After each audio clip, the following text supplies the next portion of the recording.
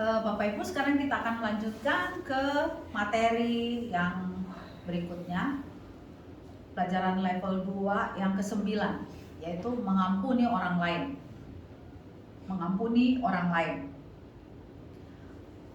Firman-Nya kita lihat dari Matius 18 ayat 21. Kemudian datanglah Petrus dan berkata kepada Yesus, "Tuhan, sampai berapa kali aku harus mengampuni saudaraku jika ia berbuat dosa terhadap aku? Sampai 7 kali?" Kemudian ayat 22 bilang, Yesus berkata kepadanya, "Bukan, aku berkata kepadamu, bukan sampai 7 kali, melainkan sampai 70 kali 7 kali." Gitu. 70 kali 7 kali. 490 ya. Kemudian ayat 23 bilang, "Sebab hal kerajaan sorga seumpama seorang raja yang hendak mengadakan perhitungan dengan hamba-hambanya. Setelah ia mulai mengadakan perhitungan itu, dihadapkanlah kepadanya seorang yang berhutang 10.000 talenta." Sebentar kita lihat hitung-hitungannya nih.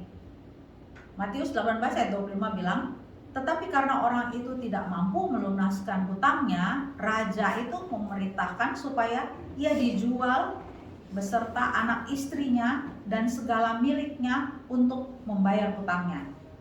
Ampunilah, halaman pertama. Ampunilah, halaman kedua. Matius 18 ayat 26 bilang, "Maka sujudlah hamba itu menyembah dia, katanya, 'Sabarlah dahulu, segala hutangku akan kulunaskan.' Lalu tergeraklah hati raja itu oleh belas kasihan akan hamba itu, sehingga dia bilang begini, dia membebaskan dan menghapuskan hutangnya." Ayat 28, "Tetapi ketika hamba itu keluar, ia bertemu dengan seorang hamba lain yang berhutang 100 dinar. Tadi yang pertama 10.000 talenta, yang kedua 100 dinar. Yang berhutang 100 dinar kepadanya. Ia menangkap dan mencekik kawannya itu, katanya, 'Bayar hutangmu.' Ayat 29 bilang, "Maka sujudlah kawannya itu dan memohon kepadanya, 'Sabarlah dulu, hutangku ini akan kulunaskan.' Tapi ia menolak dan menyerahkan kawannya itu ke dalam penjara sampai dilunaskannya hutangnya." Ini ya, 10.000 talenta dengan 100 dinar. 10.000 talenta itu setara dengan 60 juta dinar. Ya, jadi yang sini 10.000 talenta atau 60 juta dinar, yang di sini 100 dinar. Yang tadi yang diampuni raja nih 60 juta dinar. Nah, kalau dihitung upah 200 tahun itu 60 juta dinar tuh di total, dan 100 dinar itu upah untuk 4 bulan. Kalau di total lagi itu dirupiahin itu sama dengan 14 triliun untuk 10.000 talenta. Dan untuk yang 100 dinar itu 20 juta. Itu sangat gak sebanding untuk seorang untuk diampuni utangnya gitu. Nah, ini yang membuat saya melihat dan bertanya gitu. Ini orang ini kenapa tidak bisa mengampuni atau membuat ya udahlah gitu loh, aku udah diampuni untuk hal yang besar, jadi sekarang buat kamu nggak apa-apa lah gitu. Mengapa hal itu nggak bisa gitu? Nah, sebentar kita akan lihat jawabannya. Kita lanjut dulu. Ampunilah, Matius 18 ayat 31. Melihat itu kawan-kawannya yang lain sangat sedih, lalu menyampaikan segala yang terjadi kepada tuan mereka. Raja itu menyuruh kembali memanggil orang itu dan berkata kepadanya, "Hai hamba yang jahat, seluruh utangmu telah kuhapuskan karena engkau memohonkannya kepadaku. Bukankah engkau pun harus mengasihani kawanmu seperti aku telah mengasihani engkau?" Maka marahlah tuannya itu dan menyerahkannya kepada algojo sampai ia melunaskan seluruh hutangnya. Jadi Bapak Ibu, kenapa orang itu tidak bisa mengampuni? Jadi kita tahu banget firman Tuhan, kita mengasihi karena Allah lebih dulu mengasihi kita. Jadi orang ini tidak bisa mengampuni karena dia menganggap ringan hal yang diberikan pengampunan di hal awal tadi oleh raja itu. Dia menganggap sepele hal itu gitu loh. Dan dia itu belum hidup di dalam pengampunan yang sesungguhnya. Nah, saya terima Yesus sebagai Tuhan dan Juru Selamat itu bukan sejak lahir atau bukan masih kanak-kanak. Saya hidup dari orang tua yang berbeda keyakinan. Jadi saya terima Yesus sebagai Tuhan dan Juru Selamat waktu saya SMA 1989, sekitar 89. Nah, kemudian soal pengampunan saat itu yang saya mengerti bahwa hanya untuk pengampunan dosa aja. Jadi nanti ke surga gitu loh. Tapi untuk segala hal, misalnya bohong, misalnya marah, atau apapun itu yang masih saya lakukan setelah saya terima Yesus sebagai itu, saya nggak bisa mengampuni diri saya. Saya masih condemn diri saya. Saya masih pantaslah kayak gini, memangnya saya nggak layak. Saya masih perlu disucikan kembali. Jadi hal-hal itu cukup lama membuat saya nggak bisa menerima nggak bisa mengampuni diri saya sendiri. Kemudian kapan saya terbebas? Setelah hal itu mulai menjadi ringan dan bisa saya singkirkan dari kehidupan saya setelah saya belajar di Charis. Di Charis ini saking kita dipenuhi dengan firman, belajar firman Tuhan terus, saya nggak sadar, saya udah tidak memperhatikan lagi kalau saya udah marah.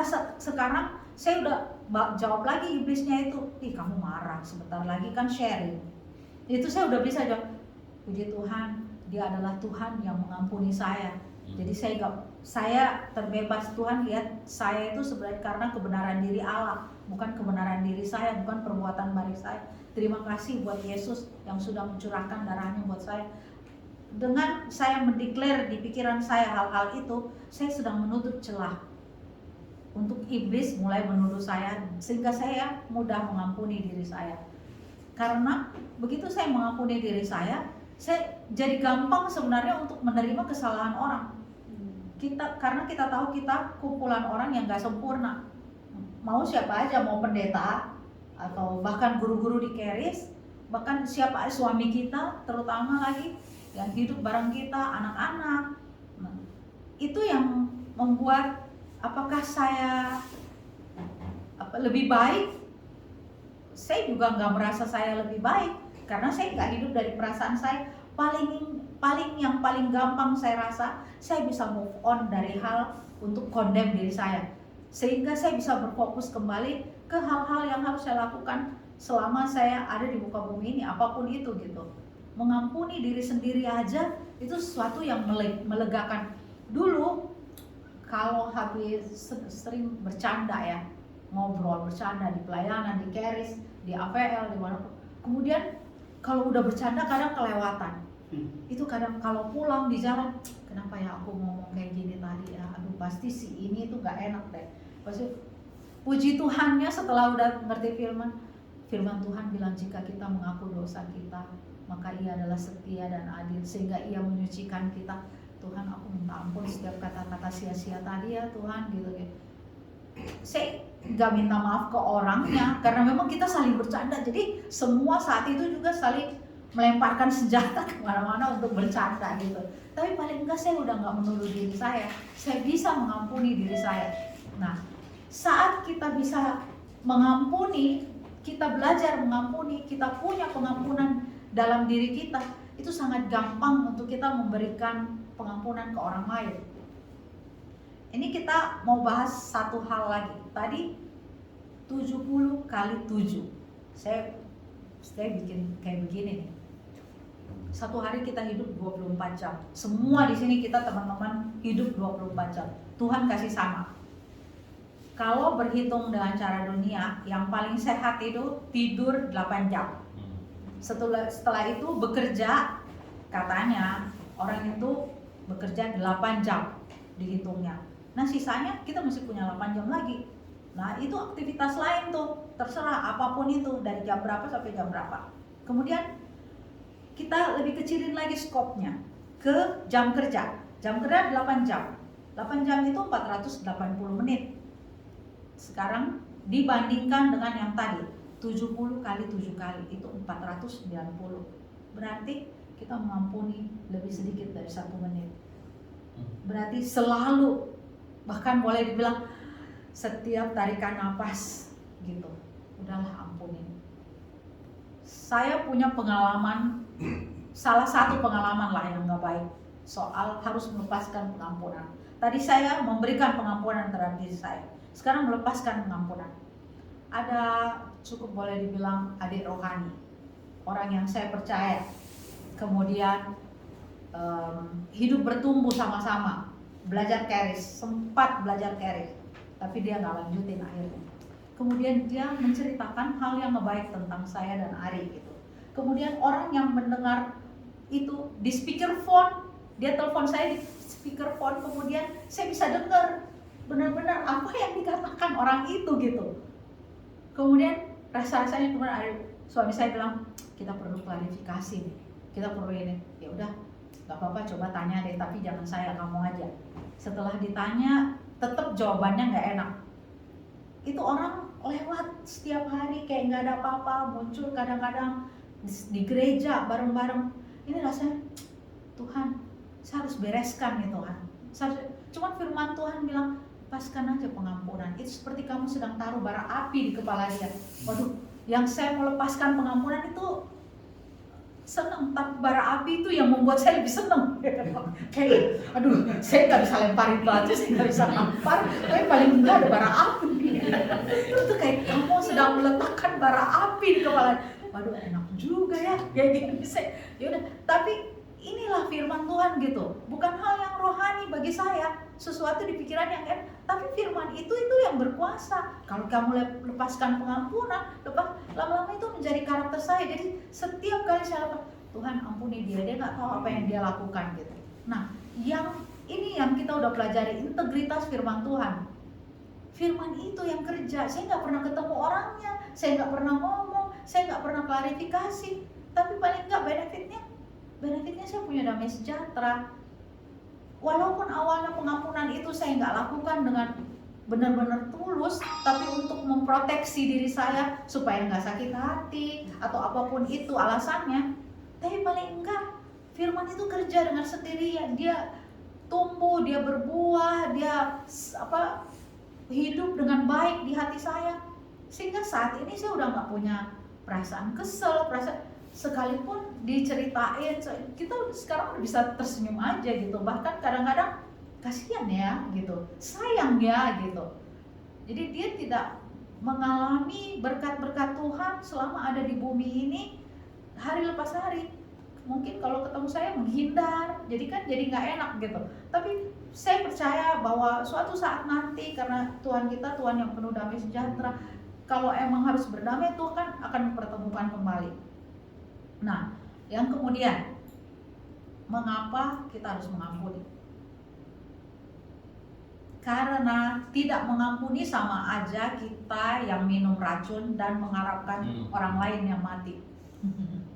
Ini kita dapat pelajaran ini statement ini nih saya itu banget dalam hati saya.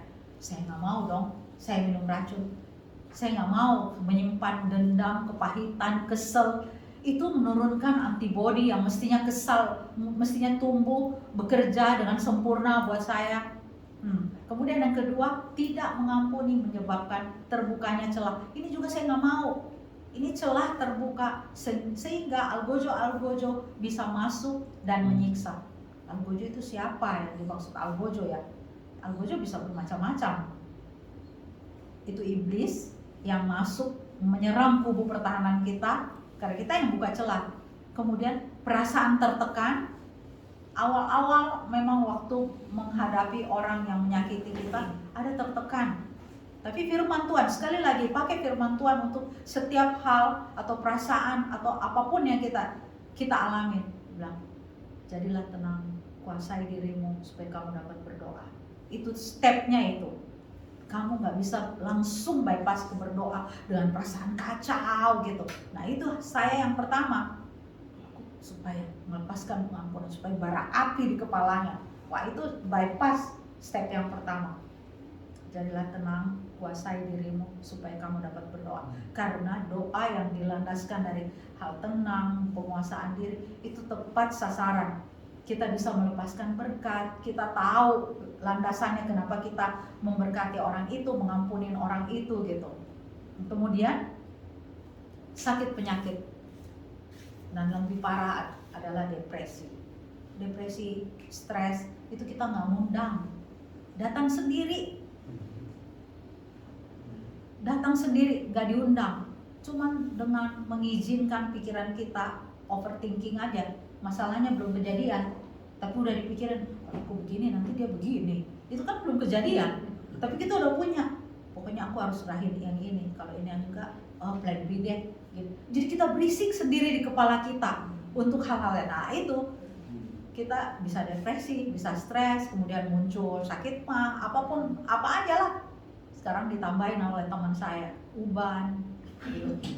Jadi kesannya kalau rambut putih itu orang yang sering stres. Padahal saya udah rambut putih dari SMP kelas 3 udah muncul tuh rambut putih karena pigmen kata orang dunia ya. Kemudian banyak hal yang lain selain sakit penyakit. Kemudian yang perlu kita perhatikan itu dalam doa Bapa Kami.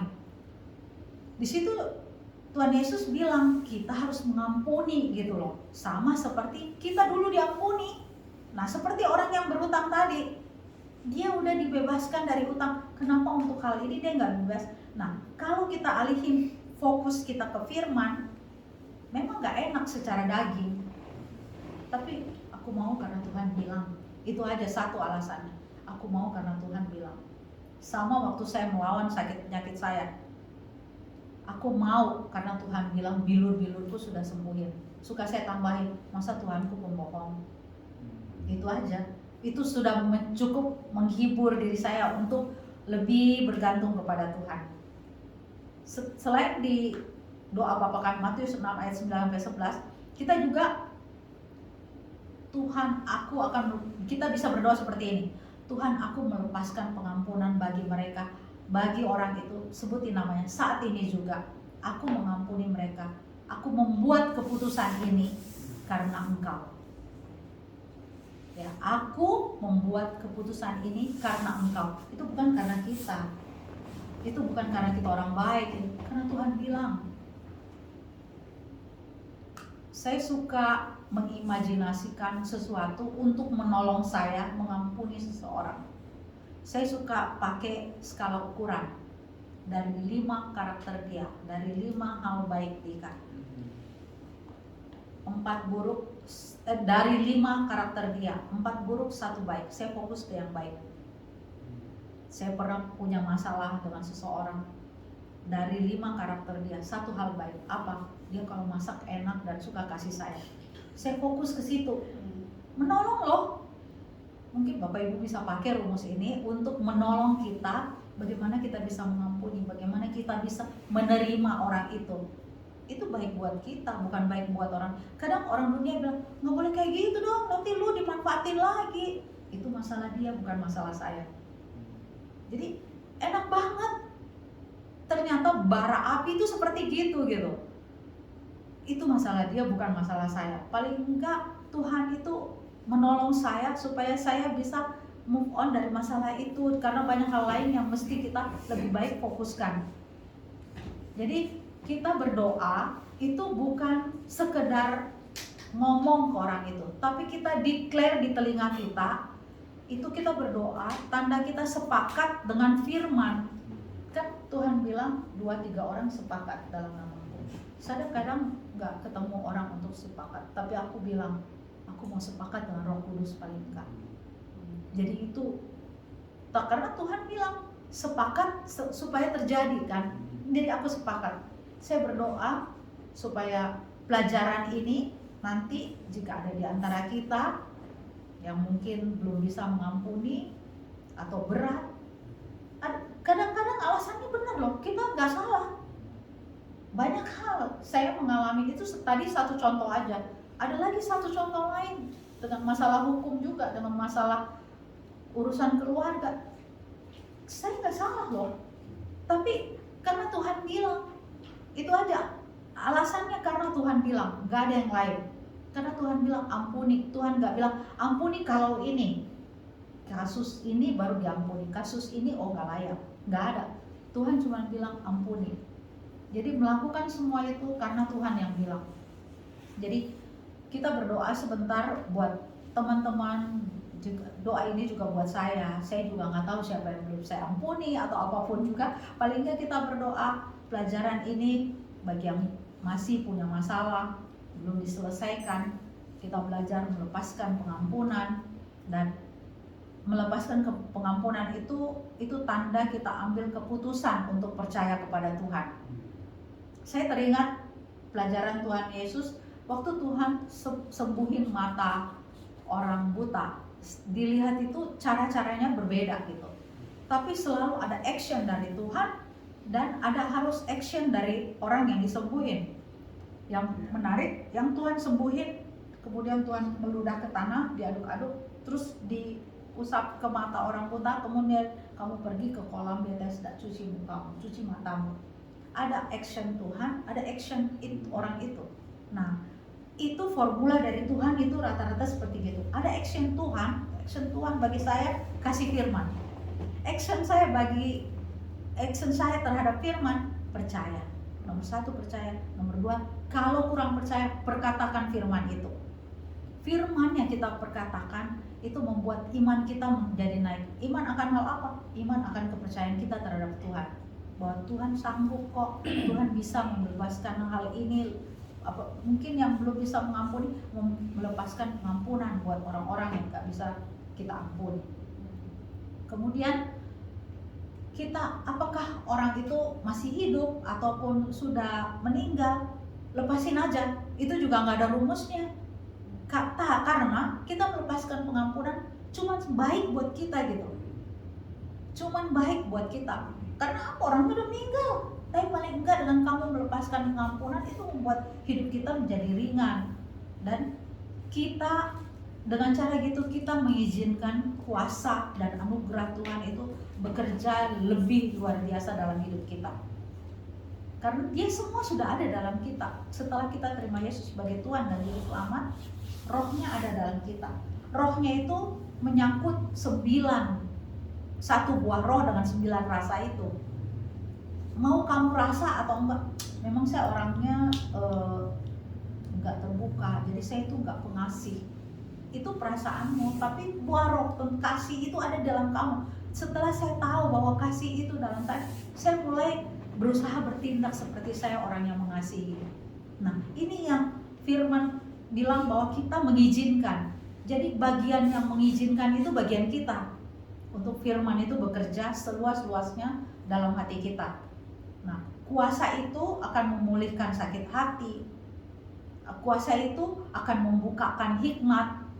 Itu kita nggak sadar. Kuasa itu kerja karena kita mengizinkan. Saat kita berdoa, telinga kita sendiri mendengar doa kita, kita naikkan syukur. Terima kasih Tuhan.